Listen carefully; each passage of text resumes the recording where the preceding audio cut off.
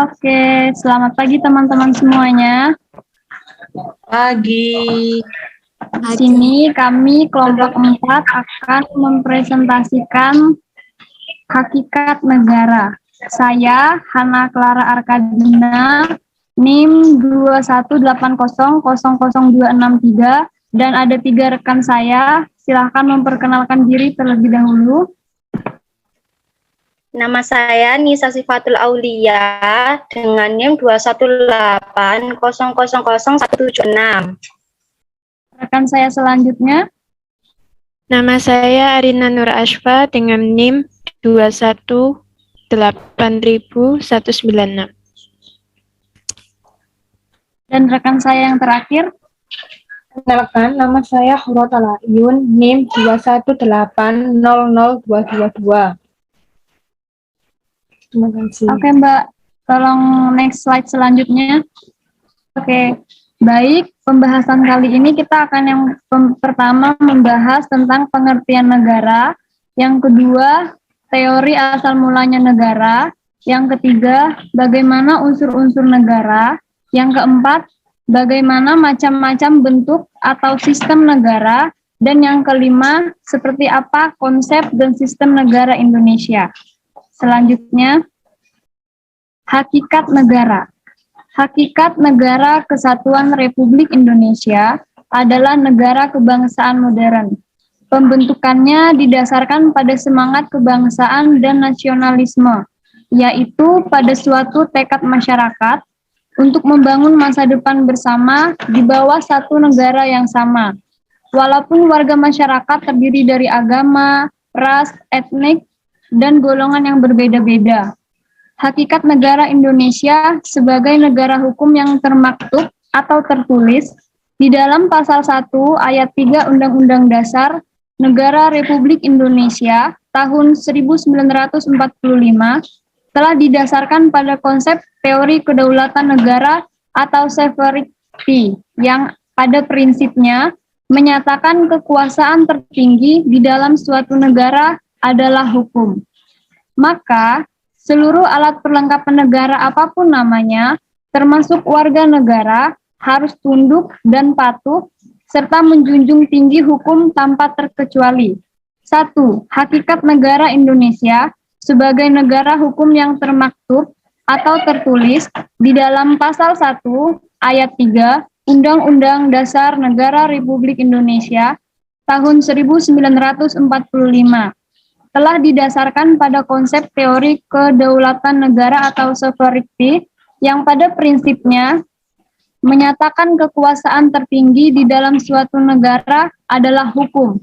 Maka seluruh alat perlengkapan negara apapun namanya, termasuk warga negara, harus tunduk dan patuh serta menjunjung tinggi hukum tanpa terkecuali. Next, Mbak.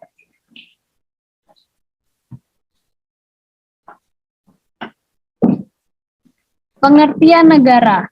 Menurut Kamus Besar Bahasa Indonesia, negara memiliki 2 pengertian. Yang pertama, negara diartikan sebagai organisasi dalam suatu wilayah yang mempunyai kekuasaan tertinggi yang sah dan ditaati oleh rakyat. Negara adalah kelompok sosial yang menduduki wilayah atau daerah tertentu yang diorganisasi di bawah lembaga politik dan pemerintah yang efektif, mempunyai kesatuan politik, berdaulat, sehingga berhak menentukan tujuan nasionalnya. Next slide selanjutnya, Mbak. Untuk rekan saya, Nisa, saya persilakan.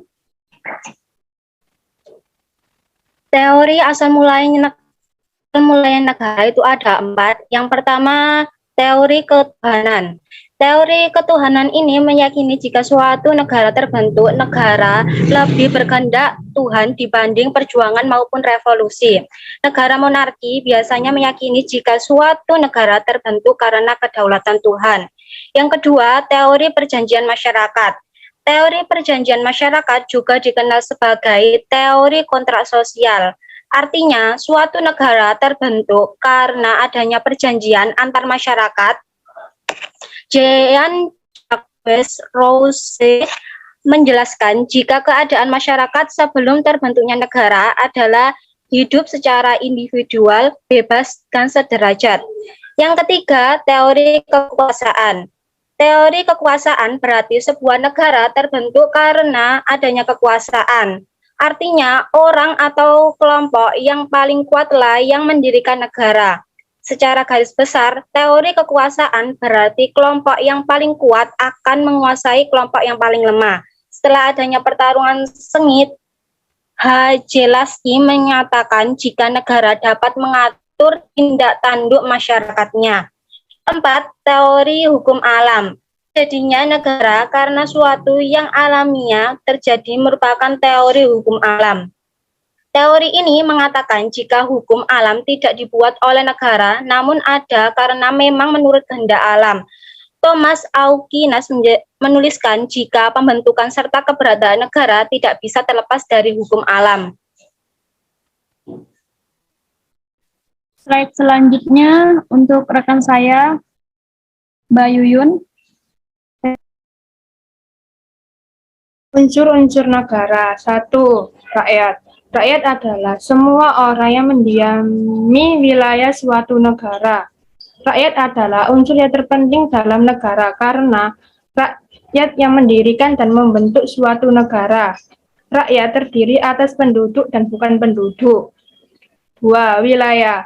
Wilayah merupakan tempat tinggal rakyat di suatu negara dan merupakan tempat menyelenggarakan pemerintahan yang sah. Wilayah suatu negara terdiri atas daratan, lautan, dan udara. Wilayah suatu negara berbatasan dengan wilayah negara lainnya. 3. Pemerintahan yang sah. Pemerintahan yang sah dan berdaulat adalah pemerintahan yang dibentuk oleh rakyat dan mempunyai kekuasaan tertinggi. 4. Pengakuan dari negara lain. Pengakuan dari negara lain terdiri dari dua sifat, yaitu de facto dan de jure. Pengakuan de facto artinya pengakuan tentang kenyataan adanya suatu negara merdeka. Pengakuan seperti ini belum bersifat resmi.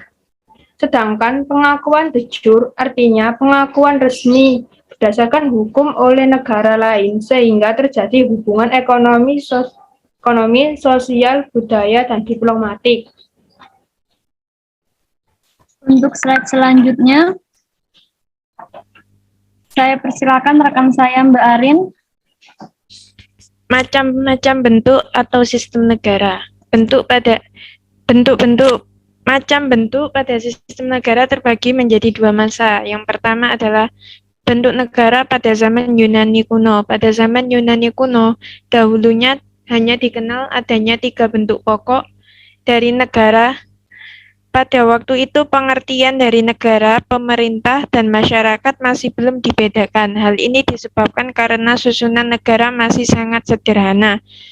Bila dibandingkan dengan luas daerah negara dan jumlah penduduk belum sebesar sekarang. Negara hanya seluas kota saja, karena itu pada hakikatnya hanya merupakan negara kota saja. Negara kota ada istilah yaitu polis.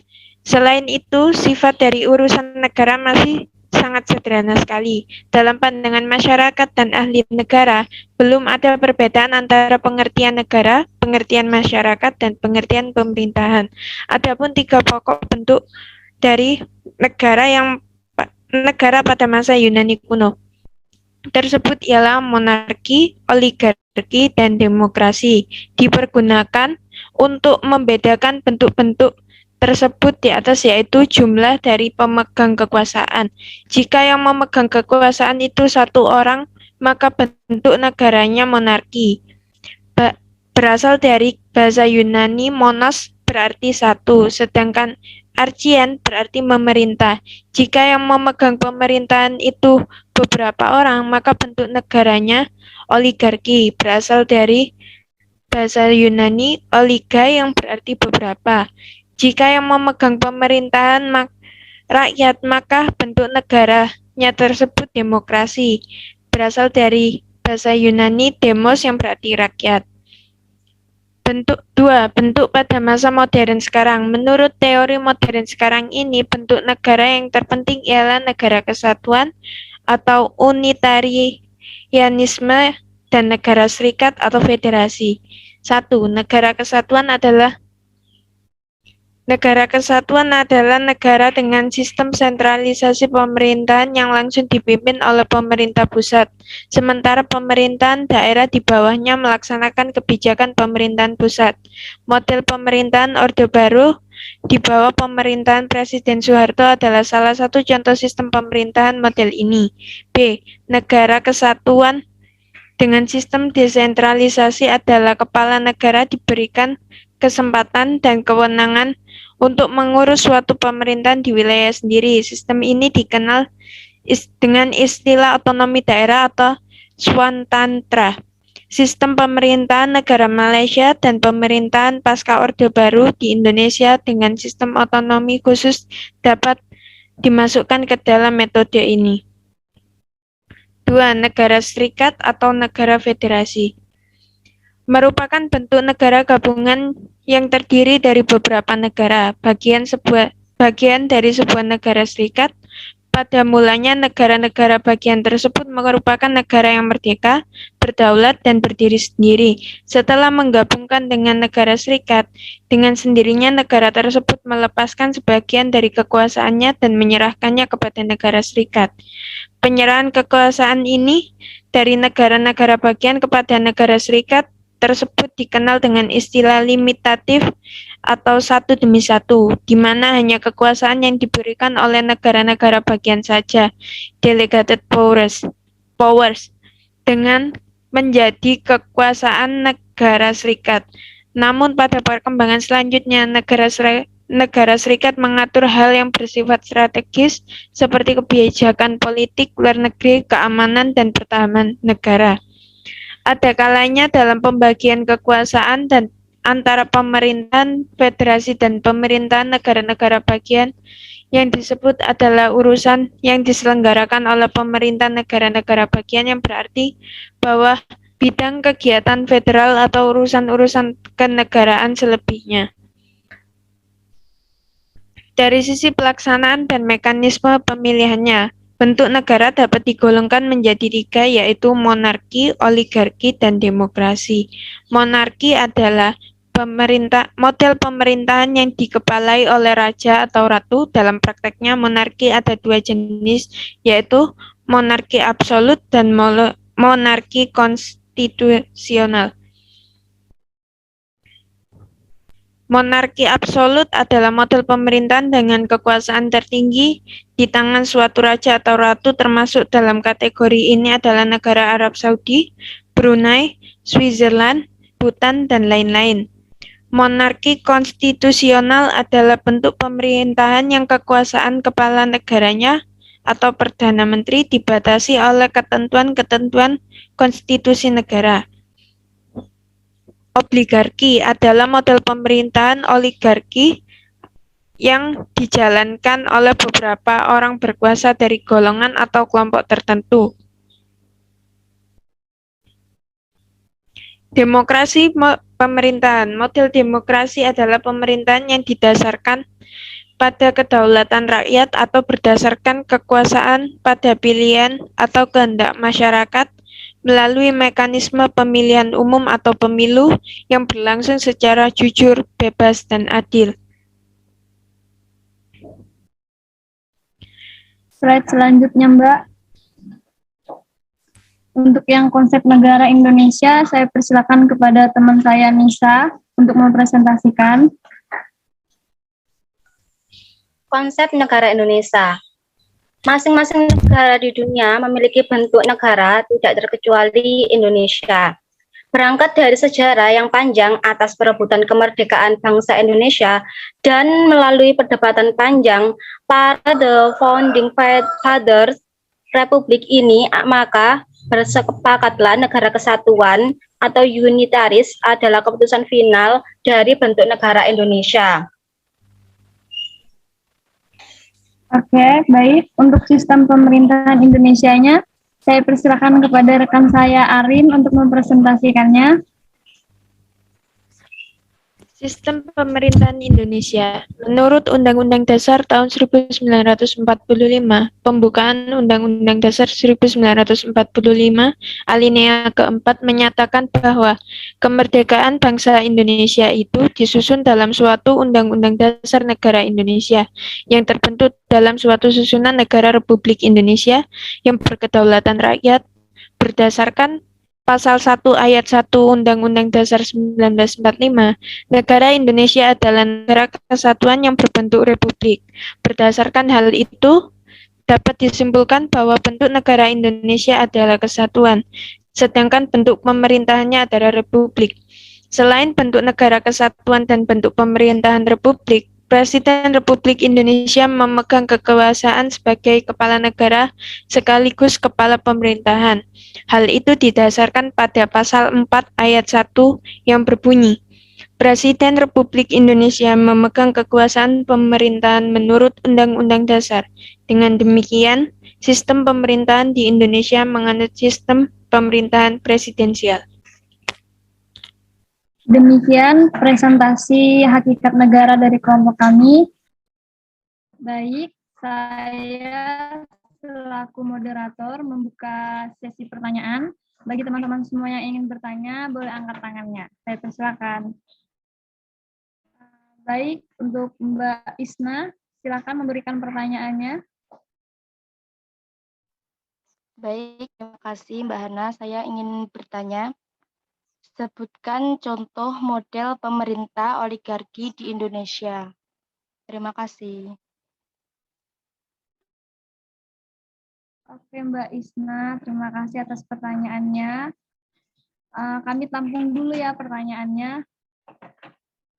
Untuk penanya selanjutnya, saya persilakan kepada Mbak Risti. Silakan Mbak Risti mengajukan pertanyaan. Saya Risti Amaria Yining Tias, NIM 218000034. Saya ingin bertanya, jelaskan batas-batas wilayah suatu negara. Terima kasih. Baik Mbak Risti, terima kasih. Untuk penanya selanjutnya, saya persilakan kepada Mbak Elisia. Baik, saya Elisia Nurfauzia Ramadhani dengan NIM 21800000169 izin bertanya. Apabila suatu negara hanya mendapat pengakuan terbatas dari beberapa negara lain, apakah negara tersebut sudah sah menjadi sebuah negara? Terima kasih. Ya Mbak, terima kasih kembali atas pertanyaannya. Sudah 3 pertanyaan.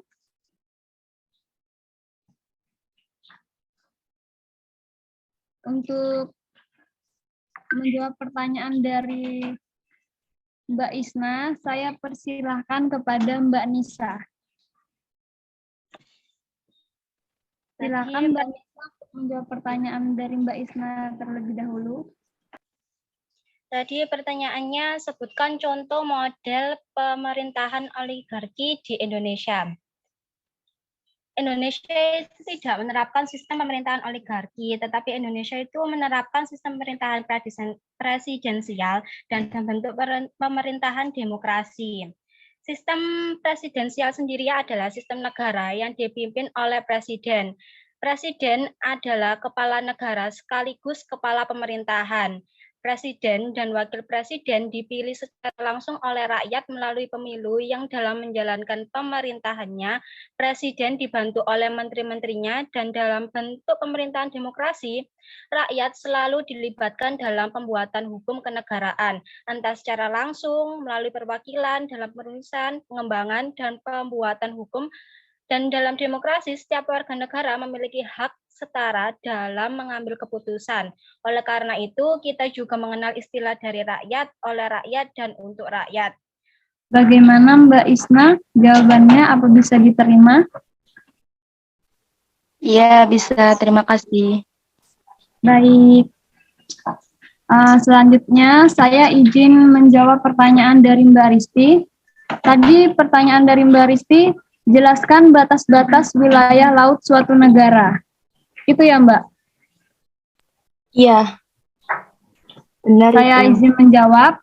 Batas-batas wilayah laut suatu negara. Yang pertama, ada batas laut. Oligarki Islam, yang mana konstitusi Iran menyatakan bahwa satu Tuhan adalah Allah, memegang kedaulatan eksklusif seluruh.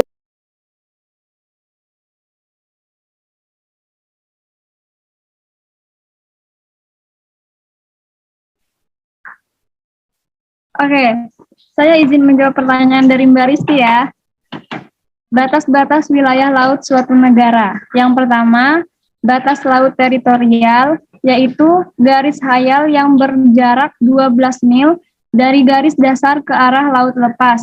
Yang kedua, batas landas kontinen, yaitu dasar laut yang secara geologis maupun morfologis merupakan lanjutan dari sebuah kontinen atau benua. Yang ketiga, zona ekonomi eksklusif atau ZEE, yaitu jalur laut selebar 200 mil laut ke arah laut terbuka. Bagaimana Mbak? Apa jawabannya bisa diterima?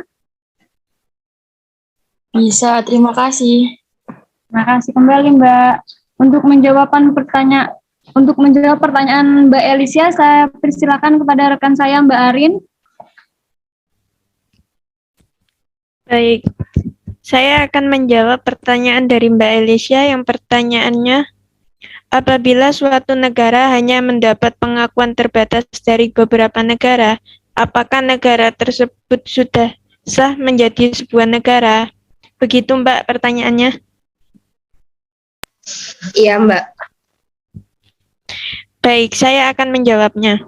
Negara tersebut belum sah karena untuk sebagai syarat menjadi sebuah negara harus memiliki unsur-unsur terbentuknya negara menurut pasal 1 Konvensi Montevideo pada tahun 1993, yaitu 1. Penduduk yang tetap, 2. Wilayah yang pasti, dan 3. Kemampuan untuk mengadakan hubungan dengan negara lain, artinya lebih dari pengakuan terbatas dari beberapa negara dan bergantung dari negara masing-masing. Apabila negara tidak diakui oleh negara lain, maka negara tersebut akan sulit untuk menjalin hubungan dengan negara lain. Bagaimana Mbak? Jawabannya bisa diterima? Bisa, terima kasih ya. Baik. Untuk penanya selanjutnya, saya persilakan kepada Mbak Alik untuk mengajukan pertanyaan. Iya, saya izin bertanya. Di makalah Anda ada negara kesatuan dengan sistem sentralisasi dan ada negara kesatuan dengan sistem desentralisasi. Sebutkan kelebihan dan kekurangan dari sistem sentralisasi. Baik Mbak Alik, pertanyaannya kami tampung dulu ya. Iya. Untuk selanjutnya, saya persilakan kepada Mbak Melani untuk bertanya. Iya, saya izin bertanya. Bagaimana pendapat kelompok tentang asal mulanya negara menurut teori perjanjian masyarakat? Terima kasih. Oke, baik. Terima kasih Mbak Melani. Untuk menjawab pertanyaan dari Mbak Alik, saya persilakan kepada rekan saya Mbak Ayun. Ya, saya akan menjawab pertanyaan dari Mbak Ali, yaitu apa kelebihan dan kekurangan dari sentralisasi ya tadi. Iya. Kelebihan dari sentralisasi adalah lebih mudah untuk menerapkan kebijakan umum dan praktek untuk bisnis secara keseluruhan. 2. Mencegah bagian lain dari bisnis menjadi terlalu mandiri. 3. Lebih mudah untuk mengkoordinasikan dan mengendalikan dari pusat. 4. Lebih cepat mengambil keputusan, lebih mudah untuk menunjukkan kepemimpinan yang kuat. Kekurangannya, manajer cenderung jauh lebih dekat dengan kebutuhan pelanggan. 2. Kurangnya otoritas, turun hierarki mungkin mengurangi motivasi manajer. 3. Layanan pelanggan tidak mendapat manfaat dari fleksibilitas dan kecepatan dalam pengambilan keputusan lokal. Bagaimana Mbak Alik? Apa jawabannya bisa diterima? Iya, terima kasih Mbak Ana. Kembali, ya Mbak Alik, sama-sama.